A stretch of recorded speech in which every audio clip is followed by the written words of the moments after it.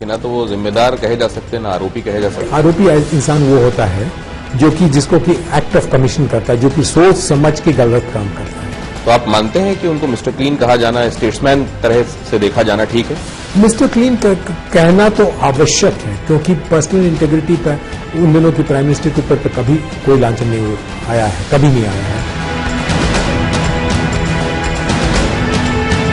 Break के बाद आपका स्वागत है। हम बातचीत कर रहे हैं फॉर्मर सीएजी विनोद राय साहब के साथ, और इस वक्त इसका रेलेवेंस ये भी है कि उनकी किताब सामने आ रही है, और जाहिर है जब वो पहले अपनी फाइंडिंग्स के साथ सामने आते थे तो बड़ा तूफान होता था। इस बार इस किताब में क्या आंधी है ये भी समझने की कोशिश है। लेकिन अब ये सरकार, क्या आपको लगता है कि एक पॉजिटिव ट्रांजिशन हुआ है? लोगों ने तो उम्मीद के साथ वोट दिया है इस सरकार को, लेकिन आपको ये 100 दिन गुजर जाने के बाद लग रहा है कि राइट ट्रैक पे चीजें जा रही हैं? देखिए, ये आपका कहना बहुत सही है कि जनता की उम्मीदें इस सरकार से बहुत काफी ज्यादा है। मतलब जो एस्पिरेशन नेशन में बिल्डअप हुआ है उनको फुलफिल करना अनिवार्य होगा इस सरकार के लिए।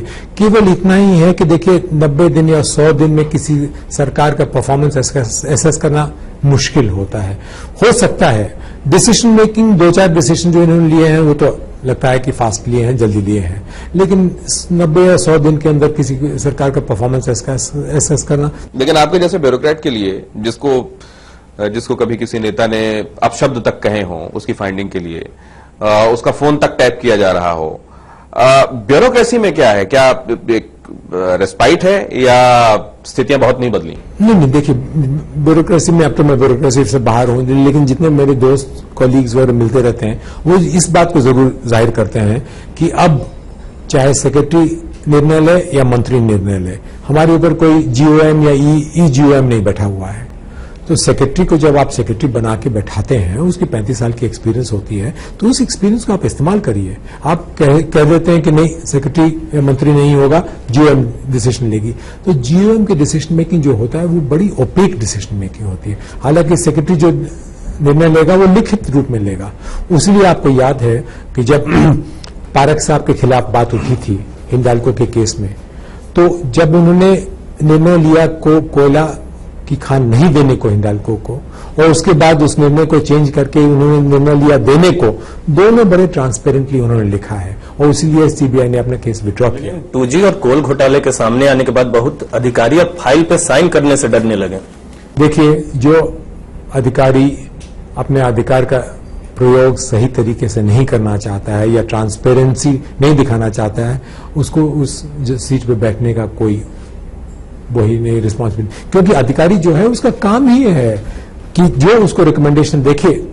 अधिकारी के साथ डिसीजन नहीं रुकता है, डिसीजन जाता है पार्लियामेंट्री डेमोक्रेसी में पॉलिटिकल एग्जीक्यूटिव के पास। तो हमारा काम, एक अधिकारी का काम क्या है, और मैंने वही बात आपको पहले बताई कि चाहे मार्क्सिस्ट गवर्नमेंट हो या कांग्रेस गवर्नमेंट हो, हम लोग के जहन में जो बात आती थी हम लिख देते थे। उसके बाद मंत्री जो चाहे, और जब मंत्री ने निर्णय ले लिया तो मैं बाध्य हूं इस बात का कि उस निर्णय को मैं इम्प्लीमेंट। आपने कहा कि 100 दिनों में मौजूदा सरकार का आकलन मुश्किल है, लेकिन नेतृत्व का तो आकलन हो सकता है, क्योंकि मनमोहन सिंह का नेतृत्व और नरेंद्र मोदी के नेतृत्व में क्या फर्क है? देखिए, तो बड़े पर्सनालिटी के डिफरेंसेस बहुत ज्यादा है, क्योंकि एक प्रधानमंत्री दोनों, एक पूर्व प्रधानमंत्री, एक प्रधानमंत्री है। वही तो मैंने बताया कि अगर मैं सरकार के अंदर रहा होता, मैं सेक्रेटरी रहा होता, तो शायद मेरे को कोई आइडिया भी मिलता, क्योंकि सेक्रेटरीज के साथ प्रधानमंत्री जी की मीटिंग हुई है, उन्होंने उस मीटिंग में क्या कहा, सेक्रेटरीज का रिस्पांस क्या रहा, उससे कुछ आइडिया मिल गया होता मेरे को। लेकिन देखिए, दो पर्सनैलिटीज को कंपेयर करना तो सही बात नहीं है, कि हर एक पर्सनैलिटी की अपनी तरीके होते हैं। उसी डिसीजन को मैं कैसे इंप्लीमेंट करता हूं, आप कैसे इंप्लीमेंट करते हैं, उसमें बहुत फर्क रहेगा। The diary of the Nations conscious keeper, ये आपने क्यों लिखा हुआ है?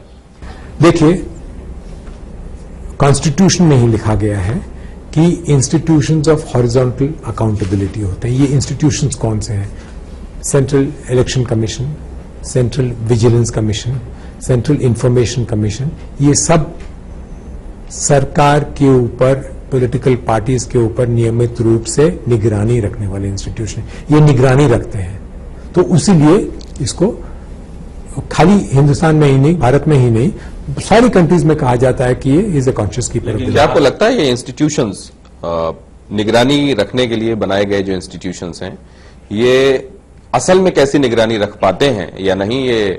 ये इस पर मुनहसर है कि टॉप पोस्ट पर कौन है वहां? देखिए, टॉप पोस्ट पे रहे उससे तो काफी फर्क जरूर पड़ता है, लेकिन निगरानी रखने के कुछ जो नियमित रूप हैं वो उसका पालन तो हमारे हिंदुस्तान में तो इंस्टीट्यूशन जरूर कर रहे हैं कि देखिए, इलेक्शन कमीशन की बात जहां तक होती है, टीएन शेषन साहब के साथ बाद ये कहा गया कि इसको मल्टी मेंबर कर दो।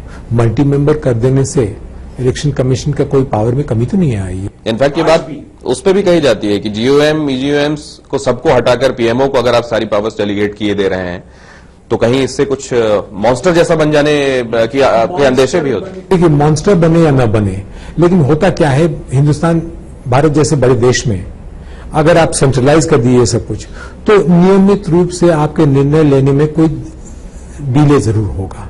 अभी एक ही इंसान हर एक मिनिस्ट्री के बारे में डिसीजन लेने लगे तो डिले हो सकता है। तो इसीलिए मैंने कहा कि आपने जैसे कहा कि जीओएम हटा दो, प्रधानमंत्री मंत्रालय या का कार्यालय नियमित रूप से निर्णय लेगा। अब पता नहीं ये बात अभी कितने, तो ये बात उसको अप्रूव नहीं करती। Less of government and more of governance, मतलब आपकी निगाह में ये ठीक नहीं? अभी तो प्रैक्टिकल रूप से ये देखा नहीं, ये हम देख नहीं पाए हैं कि क्या डिसीजन मेकिंग रुक के केवल प्रधानमंत्री कार्यालय में जा रही है या नहीं।